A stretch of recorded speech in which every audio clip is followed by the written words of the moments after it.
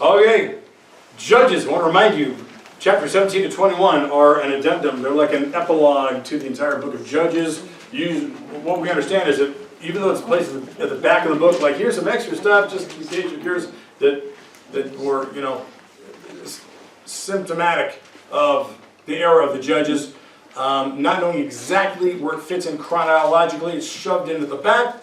Nonetheless, because of some things that we do see from last week, we saw in chapter 18, Moses' grandson, Jonathan, was in the picture. This, tonight, hopefully, chapter 20, we're going to see Aaron's grandson, this is Moses' brother. He's in the picture, all right? So it tells us this took place at the front, near the beginning of the Judges, definitely not at end, because the whole Judges era is how many years? 370. Right. It's 370 years, okay? And no grandson lived that long. All right, so this was somewhere out there near the beginning, probably during, again, the era of the first judge, Othniel. So, we looked at 17 and 18 last week, and this chapter, chapter 19, it opens with this statement. Here we go. In those days, Israel had no king. Now, again, we've seen this already a couple times. We're going to see it more. And actually, I'll say that it sets up the remaining chapters, 19 through 21, to illustrate anarchy and injustice that prevailed when the Israelites didn't have, a centralized authority of a king.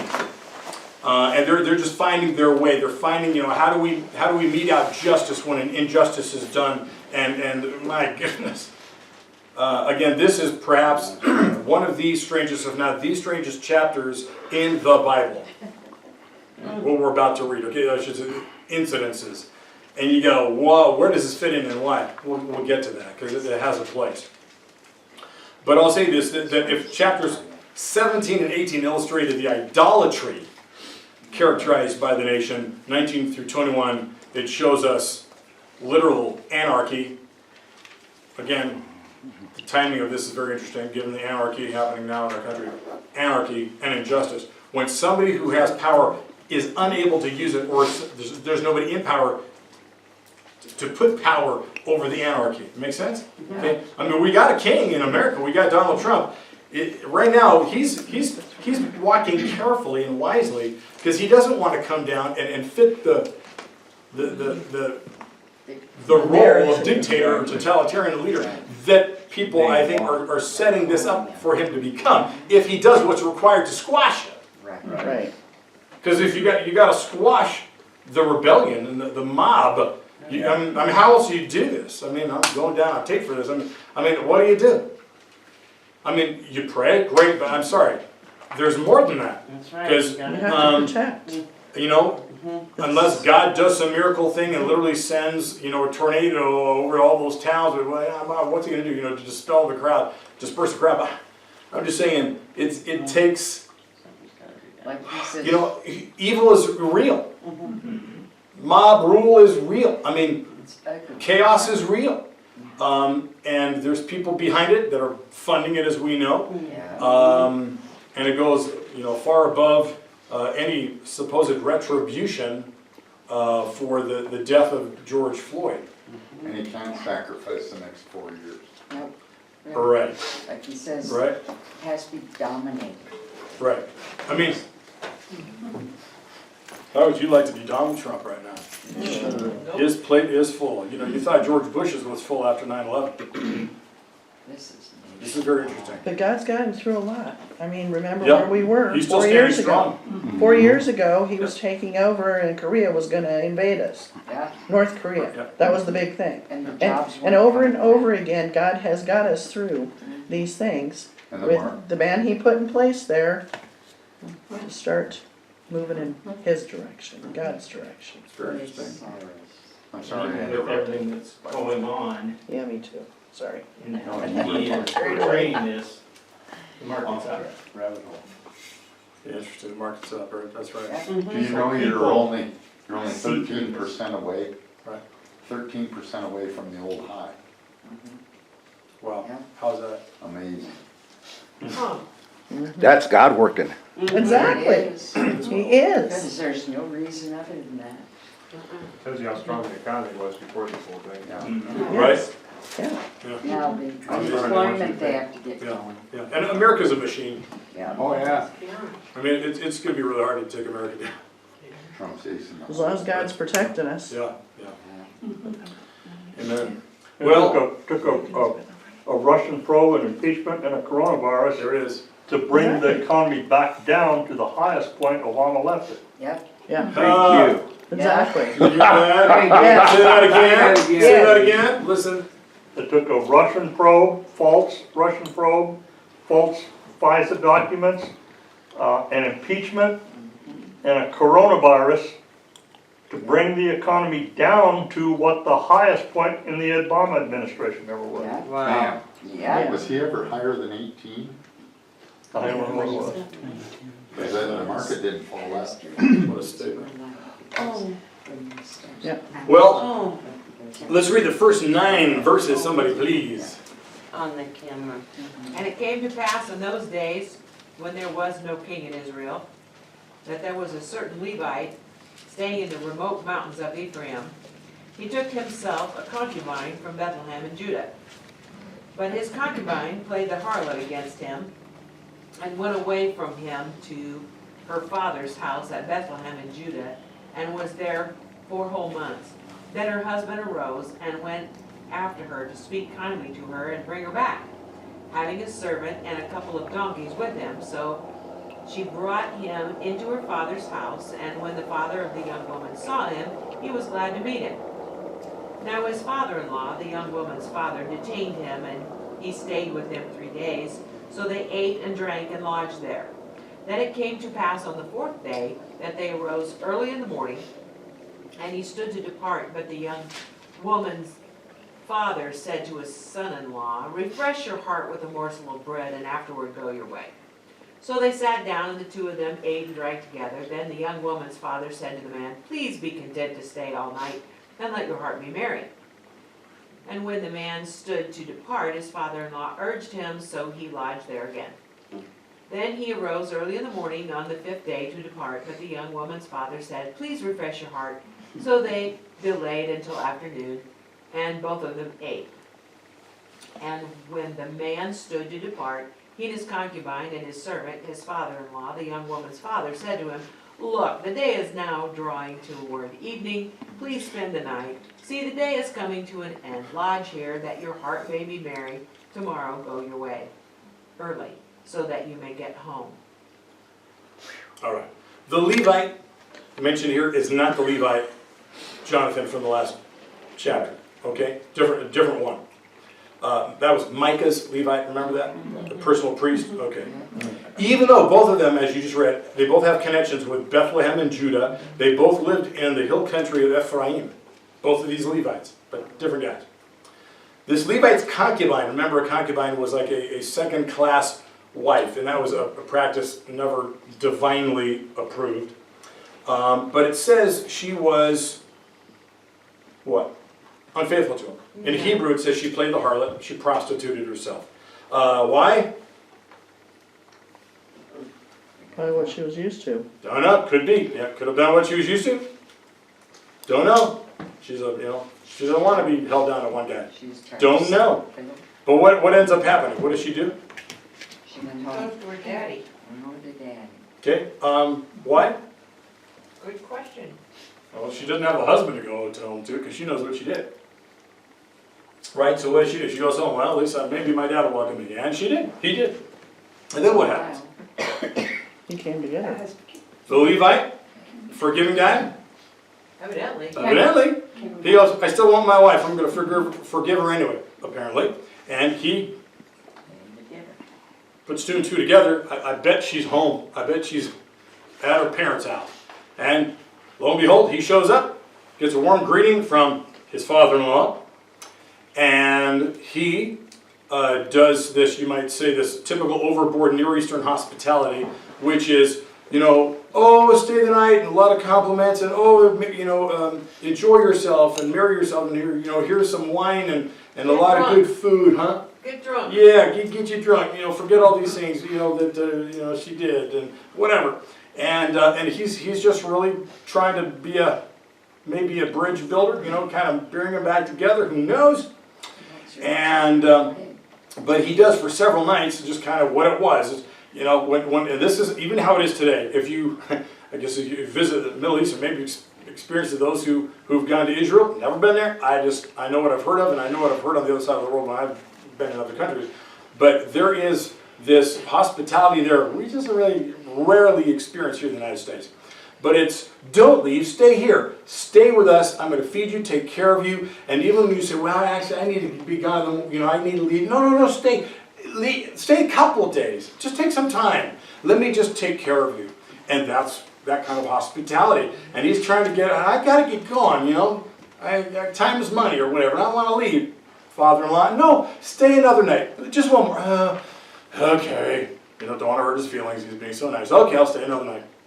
Finally, verse 9, it's time to hit the road. And that's about what happens. Verse 10, but the man would not spend the night. You know, the last time he's asked. But he got up and he departed and he arrived opposite Jebus, that is Jerusalem.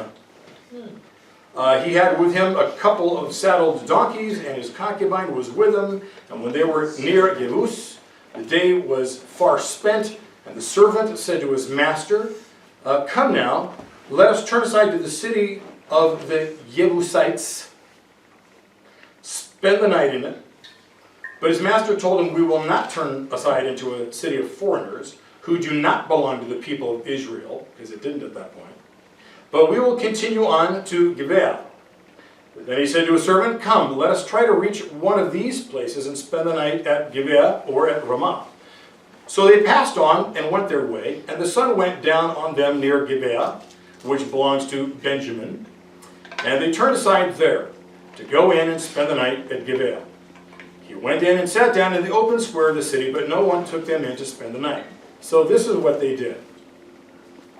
They did what you do when you don't know anybody in town and you're traveling through. You actually go to the, call it main square, and you stand there, and you definitely are going to look out of place, and it could be your clothes or whatever, but you're just kind of there. And what you're saying, just by being there, to anybody who walks by you is, I'm a foreigner, I got no place, I got no hotel, you know, anybody want to show me some hospitality? Me and my donkeys and my concubine and my servant? And guess what? Usually, people might fight over you.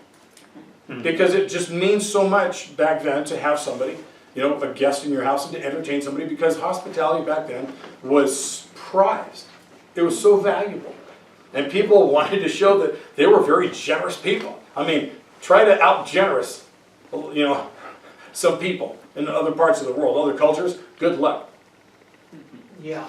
I mean, it's amazing how generous some people will be. And you can't, it doesn't matter what you try to do to thank them, you can't thank them enough, and you can't outgive them and outdo them, they'll exhaust you in the process. So, what happens? Well, verse 16, you know, after nobody took them in to spend the night, they're sitting there, okay, it's getting dark, wow, this is just not normal here, we should have been picked up by now. Maybe we'll put the, you know, roll out the mats here and we'll crash in the square. But 16, then in the evening there was an old man coming from his work in the field. So the guys were returning home. The man was from the hill country of Ephraim. And he was residing in Gibeah. The people of the place were Benjamites. When the old man looked up and saw the wayfarer in the open square of the city, he said, what? Where are you going? Where are you going? Where'd you come from? He answered, we're passing from Bethlehem in Judah to the remote parts of the hill country of Ephraim, from which I come. Oh, well, I went to Bethlehem in Judah, and I'm going to my home. Nobody has offered to take me in. We, your servants, have straw and fodder for our donkeys, and bread and wine for me and the woman and the young man along with us. We need nothing more. If you would just give us a place, you know, you got a bed? We got everything else. You know, we got our food for animals and for us. We will be no inconvenience to you. Okay? Nice. He makes it easy. The old man said, peace be to you. That was a saying of the day. It still is today in the Middle East. I will care for all of your wants. And actually, no, I'm going to take care of it. You keep what you got. I'll take care of it. Only do not spend the night in the square. It's a warning. So he brought him into his house and fed the donkeys. They washed their feet and they ate and drank. Now, why would he say don't spend the night in the square? Pretty much he's saying, I'm just looking at you, I can tell right now, you ain't from around these parts. Let me tell you right now what's going to happen if you stay out here. Yeah, this place may seem peaceful now. Wait for an hour. Wait till an hour after dark. You don't want to be out here at night. Which is why you have curfews. Okay? Say it again? That's why you have curfews. That's why you have Because curfews. evil comes out at night. Yes, it does. Evil comes out at night, and boy, here comes the evil. Who wants to read 22 to 26? While they were enjoying themselves, the men of the city, a perverse lot, surrounded the house and started pounding on the door. They said to the old man, the master of the house, "Bring out the man who came into the house, so that we might have intercourse with him." And the man, the master of the house, went out to them and said to them, "No, my brothers, do not act so wickedly. Since this man is my guest, do not do this vile thing. Here are my virgin daughter and his concubine. Let me bring them out now. Ravish them and do whatever you want to them, but against this man, do not do such a vile thing." Okay, till 26. But the Okay, go ahead. men would not listen to him. So the men seized his concubine and put her out to them. They wantonly raped her and abused her all through the night and into the morning. And as the dawn began to break, they let her go. Okay. Reminiscent of the wicked Sodomites. Remember this back in the time of Yeah. Lot in Sodom and Gomorrah, where sodomy gets its name? Okay. What you heard is that there was a bunch of homosexual men. Well, you know, this old man who said, "Hey, don't stay here at night in the square, come to my house." Well, that didn't help. Because these guys, they're looking for, call it new flesh. Yeah. And hey, what kind of a culture gets to this place? Okay, don't need to go far, but so they surround the house. Hey, guy, we heard you got some traveler. Throw him out here so we can gang rape him. Okay, what? Okay, so the man says what? No, I'll give you the women. No! What a terrible thing! But here's my daughter, and this guy's got a concubine. You can do whatever you want to them. How does that work?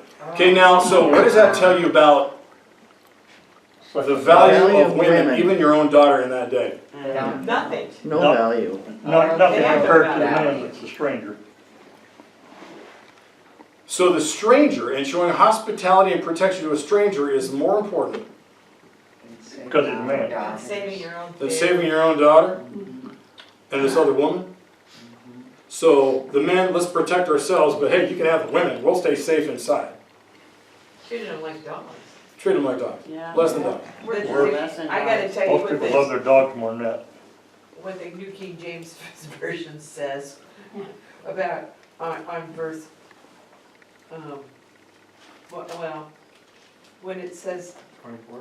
yeah, on verse 22, it says, "Bring the man out who came to your house that we may know him carnally." Right, there you are. Mine says we can have sex with them. Yeah, straight out. Yeah. So, considering the laws of hospitality more important than chivalry towards the opposite sex, Yep. this guy does what he does. And so, if you notice, the And that was even early in the Judges' era. yes, okay, so, It didn't take long for it no. to generate. No, okay? And this is in the tribe, this takes place in the tribe of Benjamin. Benjamin. Yeah. Amazing. These are Benjamites? Yeah. Just after the Joshua era? Yeah. What? Okay, so the men would not listen to him, verse 25.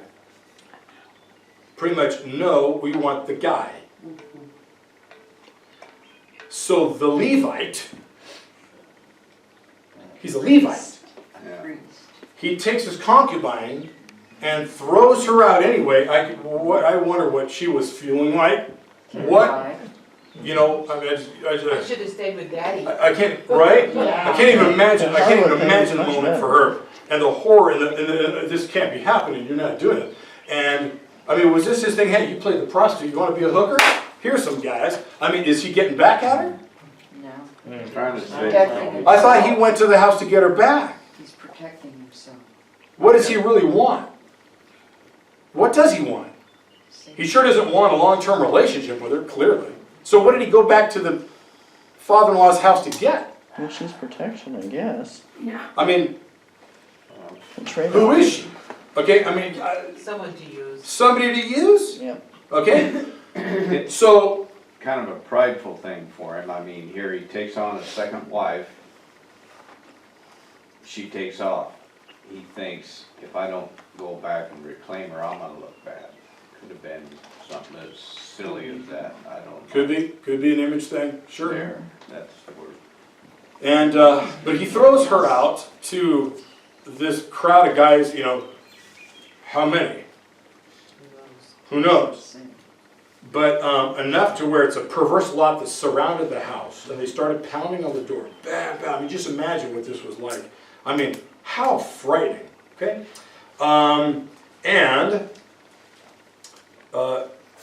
Again, verse 25, you know, they wantonly raped her and abused her all through the night until the morning. This total gang rape.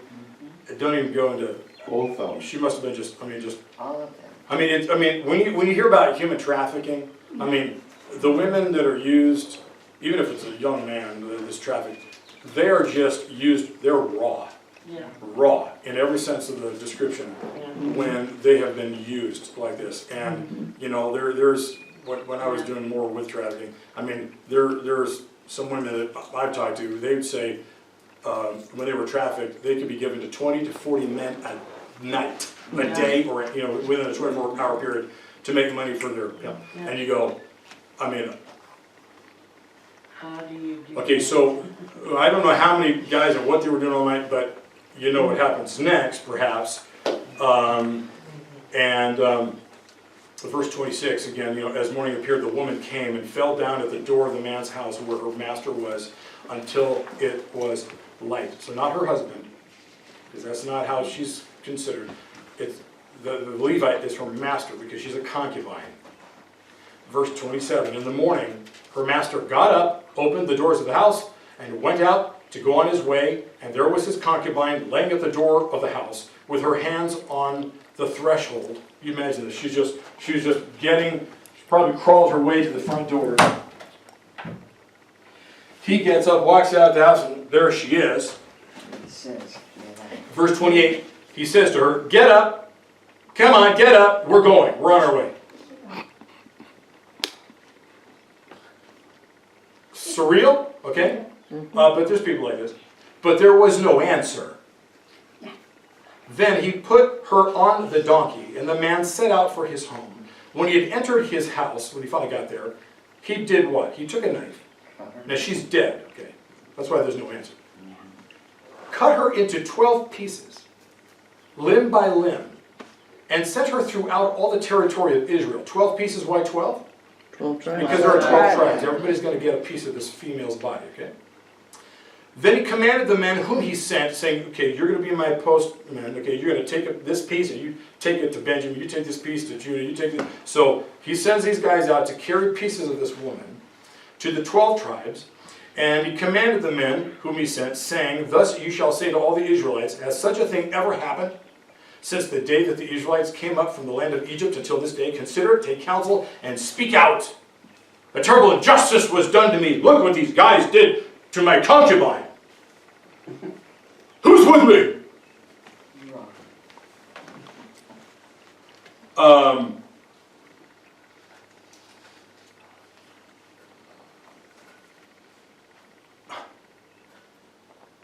The idea, it was to, in his understanding. He was going to arouse the nation to action, right? He's calling for a national judicial hearing.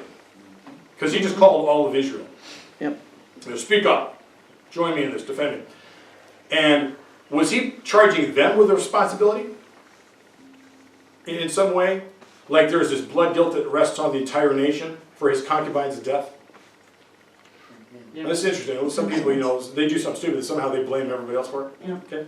But the people who saw a part of her, you know, they're appalled and they're really confused as what to do. Chapter 20, and before we go there, by the way, this guy was guilty for her being raped to death. Yeah. Well, I think he saw it as it's either her or me, Oh yeah, he did. and she's already not fulfilled what I had expected, so Sure. it's her. Yeah. And again, you know, there's, if you know anything about, you know, a lot of countries today, especially the Islamic Republic countries, you know, a woman, what's a woman? You know, you take her out to the soccer stadium, you have her shot, she's executed publicly in front of everybody today because of she didn't please you or whatever. You cut off her ears or nose. I mean, you sell her as a slave, you could sell her as a sex slave to somebody else. I mean, that's how women are treated in a lot of places. And by the way, y'all wear a tent. Right, all the women need to wear the tent. It's your responsibility to keep us men from lusting. So don't let anything but your eyes be seen, even if that, because you know we don't want to be guilty of you know before God of having any lustful thoughts. So you all wear tents, and they put the burden on the woman. You just go, okay, what's happening here? I mean, that's again, this has been Same thing. 3,500 years have gone by since this, and you know there's It's not changing. It's still going not on. a whole lot of change. Why? Because human beings are still on the earth. Yeah. Unregenerate human beings. So chapter 20, You know, he did have an opportunity to stay in a city that was a non-Israelite city. But he was afraid to go to that one. right, how's that? Yeah, maybe should have stayed So there. he goes where he thinks he's Should have going stayed to in be. Jerusalem, because God likes Jerusalem. Yeah. Not true. Now, let me see, we got 12 minutes. Yeah, we can do this. Okay, so We got a lot of work. there's going to be a war now that's going to result from the inquiry into the death of this Levite's concubine. And I'm telling you, this describes an unusually dark hour in Israel's history. So if somebody's got the first 11 verses, I'd be grateful. Or give me the first 7. Then all the children of Israel went out, and the congregation was gathered together as one man, from Dan even to Beersheba, in the land of Gilead, unto the Lord in Mizpah. And the chief of all the people, even of all the tribes of Israel, presented themselves in the assembly of the people of God, 400,000 footmen that drew sword. Now the children of Benjamin heard that the children of Israel were gone up to Mizpah. Then said the children of Israel, Tell us how was this wickedness? And the Levite, the husband of the woman that was slain, answered and said, I came to Gibeah, that belongeth to Benjamin, I and my concubine to lodge. And the men of Gibeah rose against me, and beset the house round about upon me by night, and thought to have slain me, and my concubine have they forced, that she is dead. Was that it? So, That's no. not the whole story. And I took my concubine, cut her in pieces, and sent her throughout all the country of all the inheritance of Israel. For they have committed lewdness and folly in Israel.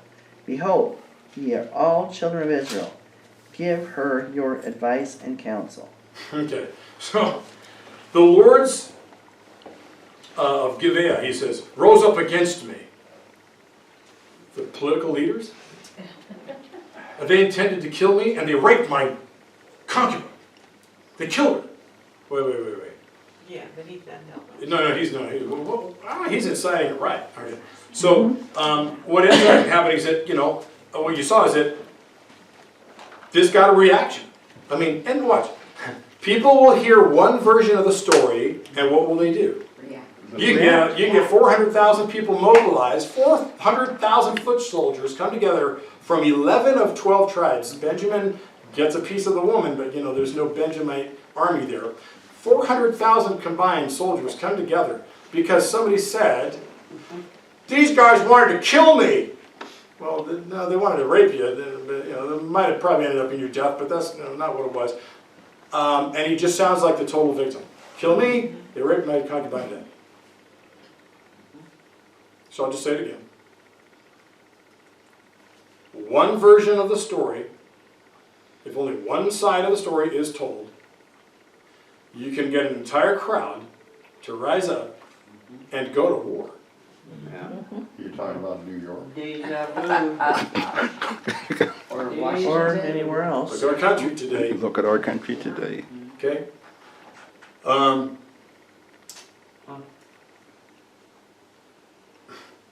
And so,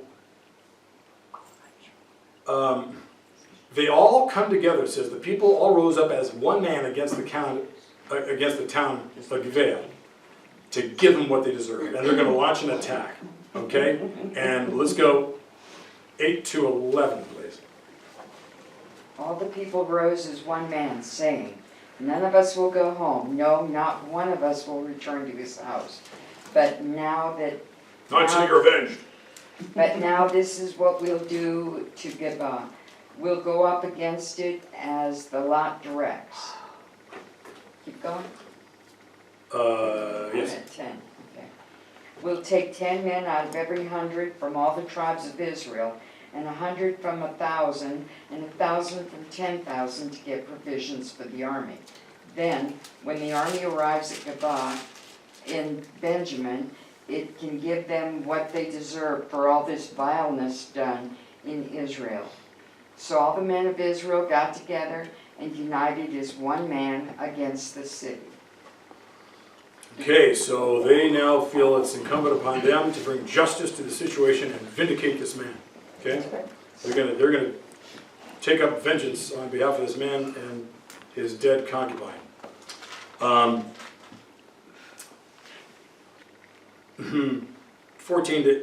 12 to 18, somebody.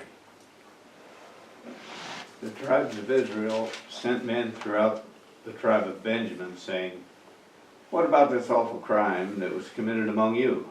Surrender those wicked men of Gibeah so that we may put them to death and purge the evil from Israel. But the Benjamites would not listen to their fellow Israelites. From their towns they came together at Gibeah to fight against the Israelites. At once the Benjamites mobilized 26,000 swordsmen from their towns, in addition to 700 chosen men from those living in Gibeah. Among all these soldiers, there were 700 chosen men who were left-handed, each of whom could sling a stone at a hair and not miss. Okay, first that tells you they're the snipers. Yeah. Mm-hmm. Israel, apart from Benjamin, mustered 400,000 swordsmen, all of them fighting men. The Israelites went up to Bethel and inquired of God. They said, who of us shall go first to fight against the Benjamites? The Lord replied, Judah shall go first. Okay, so the folks in the tribe of Benjamin, they rejected the request of their fellow Israelites to surrender these men, whoever they were, that killed the woman from one of their towns in Benjamin, Gibeah. Instead, what they did, they pretty much said, what? They mobilized their... We're going to We'll defend fight you. them? Fight you. Jeez. So they actually get 26,000 swordsmen, okay, plus 700 of these phenomenal stone throwers who are left-handed. Yes. That's a pinch hitter. They're an advantage. And they're gonna take on 400,000. Okay. When you know you're outnumbered, you got 26,000. They got 400,000, and they're just asking for these guys, of just this perverted group of men. Why don't you just go give them the perverted men? Uh-huh. Pride. What are they? you What part of the pack? Right. What are they doing? What are they thinking? They were probably high up in they were aristocrats probably. What? Yeah. Okay. Now, do you remember? Guys? Oh. Do you remember what the guy said? Who surrounded his house? Lords of Yeah. the The Gibeah, lords. didn't he? They So were the government. They were the leaders. is that so? Was it? Is that what it was? That I mean, is that kind? I mean, is it? I mean, oh my gosh! So they're protecting their Corrupt political government. leaders Wow. who are like that. Okay. Either way, they go to Bethel.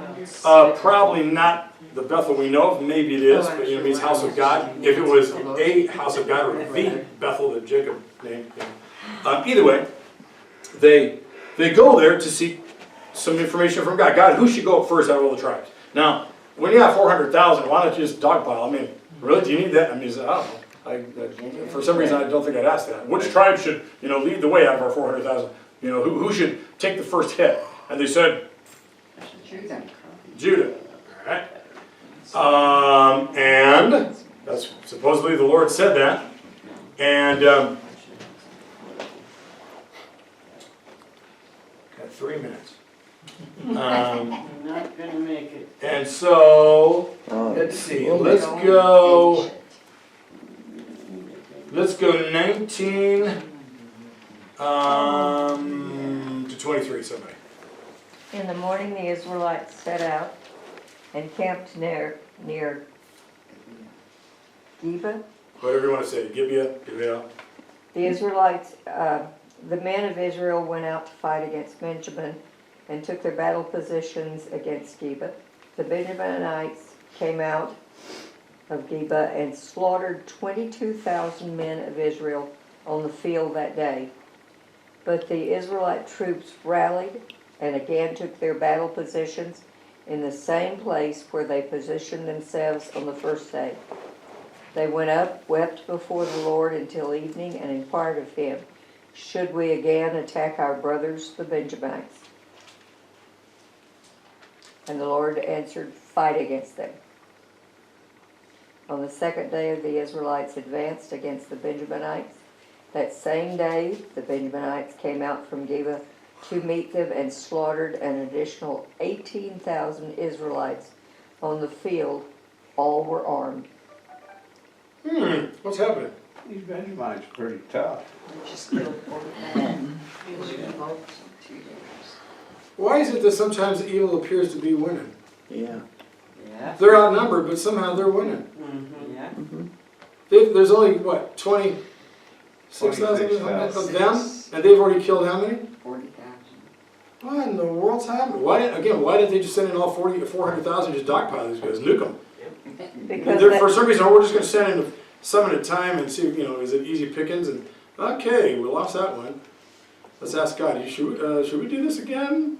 Because I thought you said, send in the, warriors from Judah first, and they died. So now what? Are they really hearing from God? Are they hearing from God?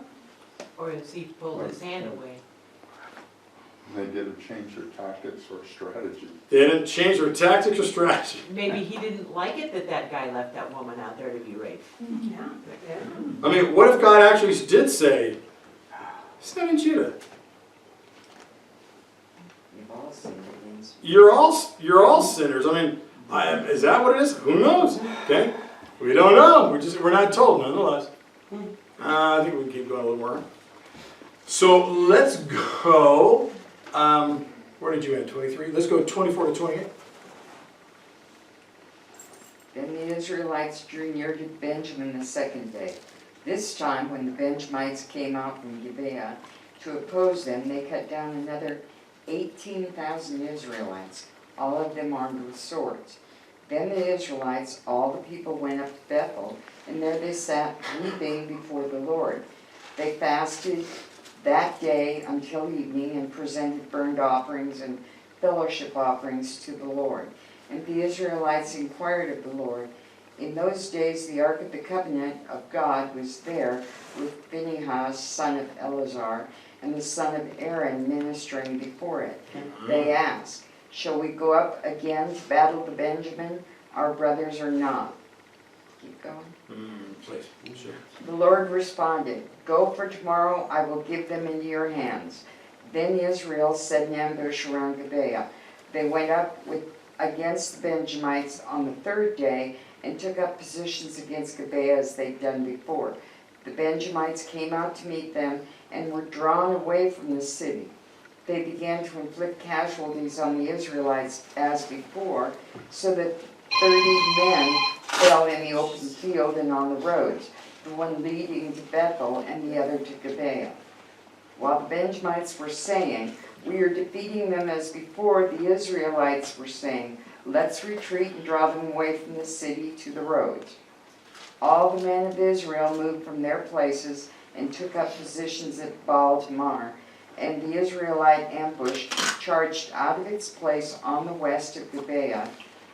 Then 10,000 of Israel's finest men made a frontal attack on Gibeah. The fighting was so heavy, the Benjamites did not realize how near disaster was. The Lord defeated Benjamin before Israel, and on that day the Israelites struck down 25,100 Benjamites, all armed with swords. Then the Benjamites saw they were beaten. Okay. Yay. Not too many Benjamites left. We're now down to the hundreds. Okay. So what you got was, if you saw Phinehas, son of Eleazar, that's Aaron's grandson. Okay. So they're asking that guy, okay, we keep losing, you know, would you check with God again? God this time says something he didn't say the other times, which is, I'll give them to you. yes. Now he says, I'm going to give you a victory. He didn't say that before. He goes, yeah, you send them in first. Okay, no, go back. Yeah, fight them again. You know, is God teaching them a lesson in the midst of this? Yes. Could be, you know, did they neglect sacrificial worship? Thank you. Or did they go before the priests and the ark before when they asked the Lord? Right, yeah. You know, What to say? Or like you said, the Levite was in the wrong in the first place with, I don't know. okay. I've got I will say this, the fighter part of me says this. Yeah. Never get into a fight that's not yours. Yep. Unless it becomes yours and you are truly invested. I mean, you got righteous indignation, you're seeing injustice, and you can step in there and put a stop to it because you're angry. You know, the difference between King David when he was a kid, before he was a king, and all the other soldiers of Israel, when Goliath came out, I think the big difference was David was angry. I want you to listen. David was angry. It doesn't say anything about the other guys being angry. It says they were scared. But it says when David saw the Philistine saying all these things against God and against God's army, the Israelite army, I mean, this anger rose up within him. I'll take him out. And you watch this kid go, this is my fight. He just knows this is mine, and that guy's mine. I'm gonna toast him. And I think part of you know when you know if it's your battle. And you know, it's interesting that all these people, 400,000, come out, and yeah, we'll give you vengeance. Well, it's really not their fight. The crime really didn't happen to them. But they just kind of, we're gonna look big and bad. We'll show force. And it's interesting, again, that they just go, okay, let's ask God who should go first. Because really, you know what? Why didn't they just go, let's go? I mean, if it's your fight and you're angry, you don't ask, well, who wants to go first? Because there's going to be casualties. But that's not what you ask. When it's your fight, you don't ask that. You don't even wait for that guy to go. You go. Right? I mean, it's my fight. You fight. And so I look at this and I go, it doesn't matter if there's 400,000. They will become nothing if it's not their fight. They're not angry. The injustice really didn't happen to them. I mean, I'm sure as they're out there getting slaughtered, they're going, why are we doing this? who's the Levite that came to us? You know, who signed us up, or who involved us in this? As their, you know, their friends are getting hacked. I mean, 20,000, 18,000. Holy cow! Should we really be doing this? I mean, I wonder how many of them are saying, this was stupid. Let that guy deal with the loss. You know, it's his fight. I mean, again, why do they even care? Because the concubine's not worth anything. So they're what? Who are they protecting? Their own image? Or they just like the image of, we're going to be this guy's hero. Oh my gosh, it's just stupid. But after 2 days, now they're protecting themselves. Now they're righteously angry because their relatives, their friends, their countrymen. And that's become personal because they've now suffered loss. Right. And you know, it's either you turn tail and say, forget it, we're not going to lose anymore, or you go, okay, we're gonna shut these guys down hard. Right. And we got they got the force to do it, they just didn't use it. It's stupid that they only send in a little bit, right? You got to squash it hard if you're going to squash it.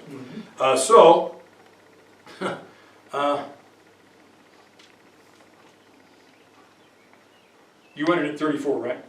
I went through 36. It was 36. Okay, yeah, okay. So, can we finish 20? Sure. Somebody go, the rest, 37 to the end, please. And the men in ambush quickly rushed upon Gibeah, and the men in ambush spread out and struck the whole city with the edge of the sword. Now the appointed signal between the men of Israel and the men in ambush was that they would make a great cloud of smoke rise up from the city, whereupon the men of Israel would turn in battle. Now Benjamin had begun to strike and kill about 30 of the men of Israel, for they said, surely they are defeated before us, as it is in the first battle. But when the cloud began to rise from the city in the column of smoke, the Benjaminites looked behind them, and there was the whole city going up in smoke to heaven. And when the men of Israel turned back, the men of Benjamin panicked, for they saw that disaster had come upon them. Therefore they turned their backs before the men of Israel in the direction of the wilderness, but the battle overtook them, and whoever came out of the cities they destroyed in their midst. They surrounded the Benjaminites, chased them, and easily trampled them down as far as the front of Gibeah toward the east. And 18,000 men of Benjamin fell. All these were men of valor. Then they turned and fled toward the wilderness to the rock of Rimmon, and they cut down 5,000 of them on the highways. Then they pursued them relentlessly up to Gidom, and killed 2,000 of them. So all who fell of Benjamin that day were 25,000 men who drew the sword. All these were men of valor. But 600 men turned and fled toward the wilderness to the rock of Rimmon, and they stayed at the rock of Rimmon for 4 months. And the men of Israel turned back against the children of Benjamin and struck them down with the edge of the sword from every city, men and beasts, all who were found. They also set fire to all the cities they came to. And they paid dearly for that, didn't they? Right? Okay, so as we just summarize the close there, they use some real strategy. We're going to lure them out. We're going to make them think they're winning again. We're going to have some folks go in there, set their town on fire. You know, while the protection has gone out facing us. You know, once the Benjamites see that, oh no! You know, it says we need to go back and protect our own. Either way, you know, we got them. And then comes the dog pile. 25,100 to be exact is how many actually died. Of these swordsmen. So now you got a very small army left, and they go retreat into this stronghold, and well, they're chased down. And long story short, how many people are left in the tribe of Benjamin? About 600. 700. It says 600 men. They don't have any men left, do they? It's just the women and children.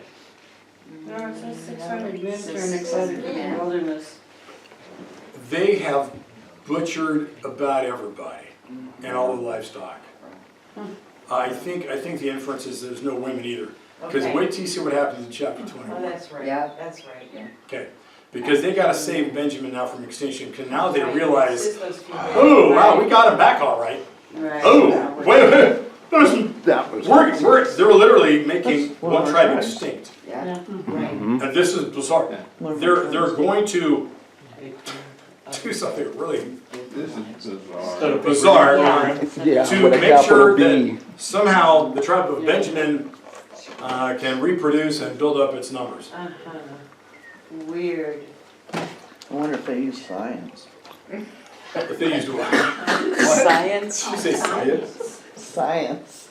That's what we do nowadays with the crazy stuff. Right. We pretend it's science.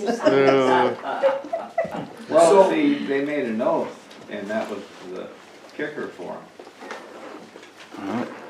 God said- God said, don't be making those.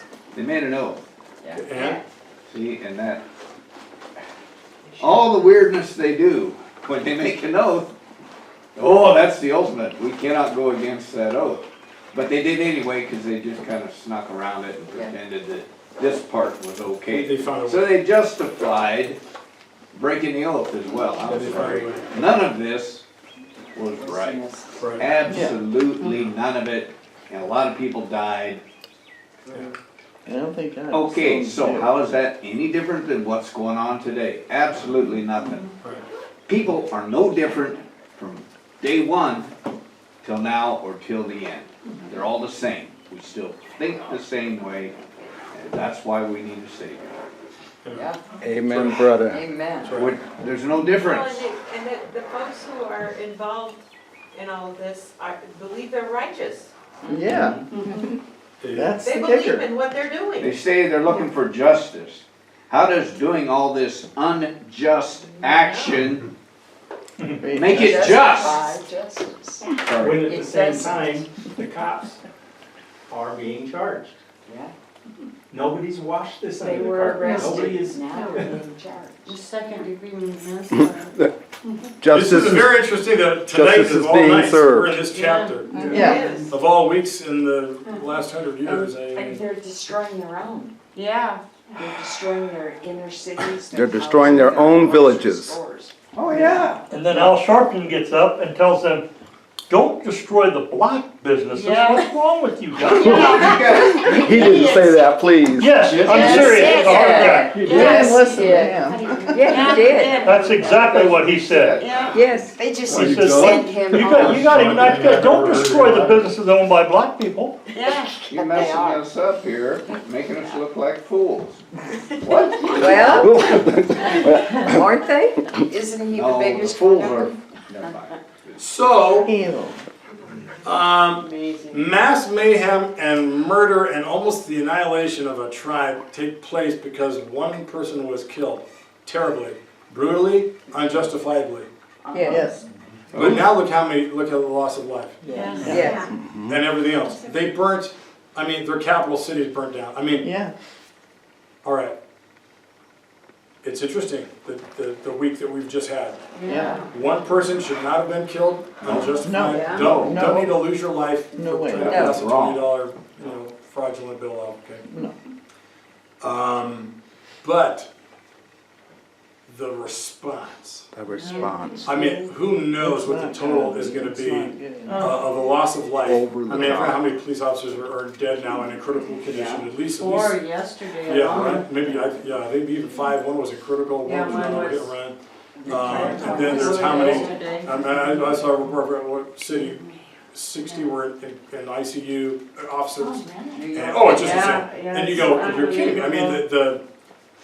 and the loss, yes, the loss of peace and revenue and who knows what else has gone on. We'll know later how many people have died. What's the loss of businesses, peace, trust. And who's paying for Well, what are we doing to the Yeah, who's gonna country? pay for it?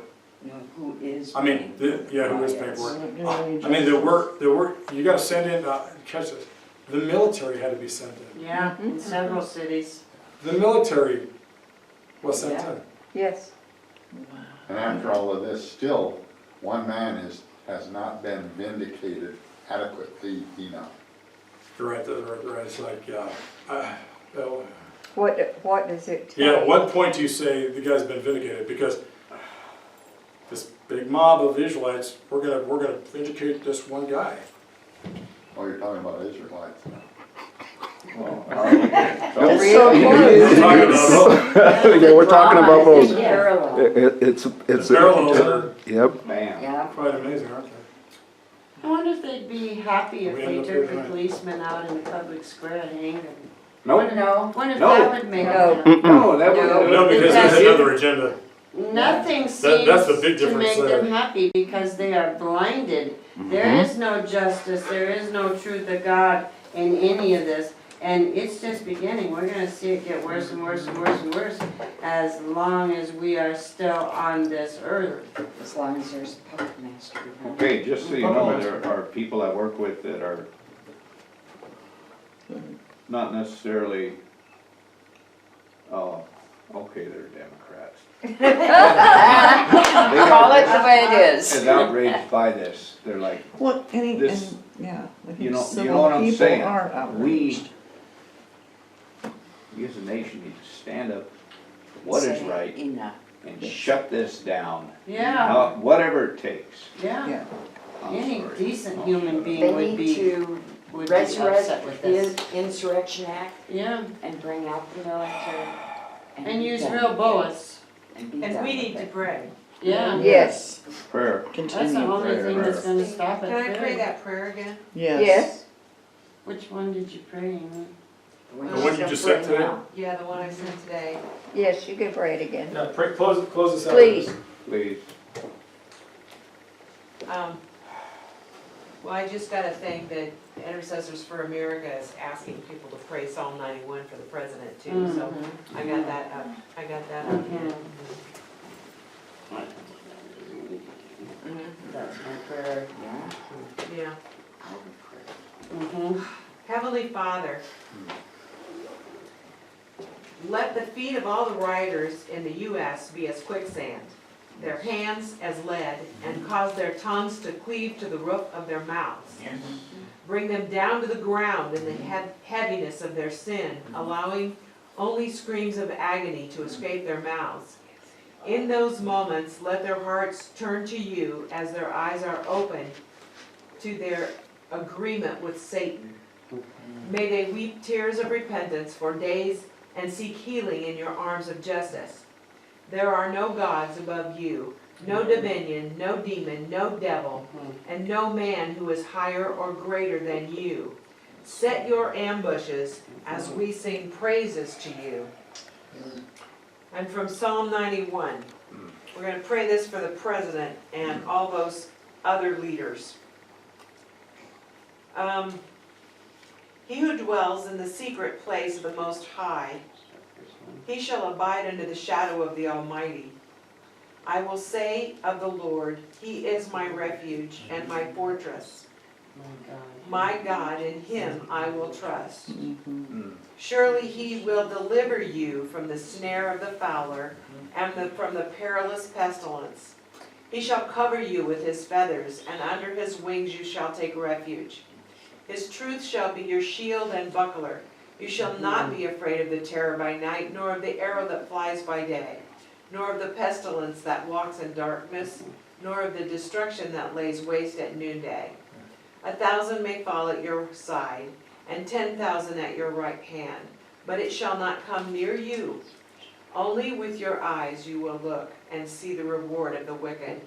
Because you have made the Lord, who is my refuge, who is your refuge, who is our refuge, even the Most High, our dwelling place. No evil shall befall you, nor shall any plague come near your dwelling. For He shall give His angels charge over you, to keep you in all your ways. In their hands they shall bear you, lest you dash your foot against a stone. And you shall tread upon the lion and the cobra, the young lion and the serpent.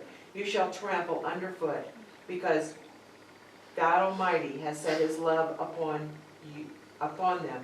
Therefore, you will deliver him. You will set him on high, because he has known your name.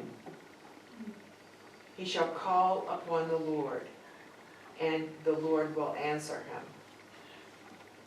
The Lord will be with him in trouble. deliver him and honor him with long life, and will satisfy him and show him salvation.